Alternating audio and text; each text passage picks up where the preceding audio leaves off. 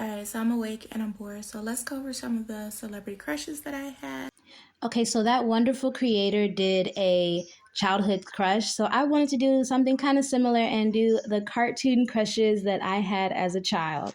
So let's starting with probably the least controversial ones. I'll go Prince Naveen from Princess and the Frog. People say that he's not black, but I feel like he was a beautiful copper melanated man. Look at him. Next, I would say General Lee Shang. Hold on.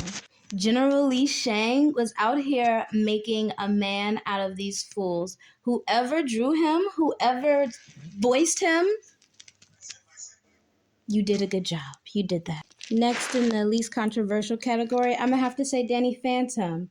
When he went through that wall and he was a superhero, I loved him. I would look like that at the screen. Absolutely. Next, I would say Fillmore from Fillmore. Um, it wasn't until he told old girl that her chicken was dry, that's when I really started feeling him. I don't know what it was about his ability to read her, but it just made me like him so much. So, Fillmore. Next, it was kind of a no-brainer for me at the time because I loved nerds. Wade from Kim Possible, when he would just save the day low-key from behind the computer. I used to love Wade. Absolutely. And then I found out he was voiced by Orlando Brown, and I was like, well, I guess Orlando Brown has some good pussy. Okay, now to get into some of the more controversial ones, Mufasa. I was a youth. I did not know why I liked Mufasa, but when he said Simba that way, I liked him ever since. And then later on, I found out that he was voiced by James Earl Jones, and I went and watched every James Earl Jones movie growing up. So thank you, James Earl Jones. You have to say the full name, by the way. You can't just call him James. Don't be disrespectful.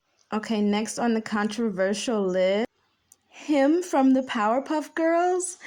He was actually my favorite character on the Powerpuff Girls, and I remember everyone being so afraid to watch the Powerpuff Girls, especially episodes that he came on at night because they were so afraid of him. He used to give them nightmares, but he was my favorite, so he's kind of an honorable mention. Okay, and last and least, I guess, my first husband, SpongeBob. Yes, I had a full ceremony with SpongeBob when I was about 4 years old.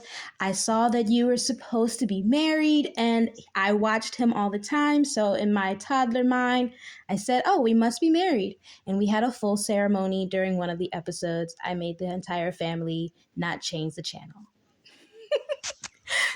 Like, if you want to see a part.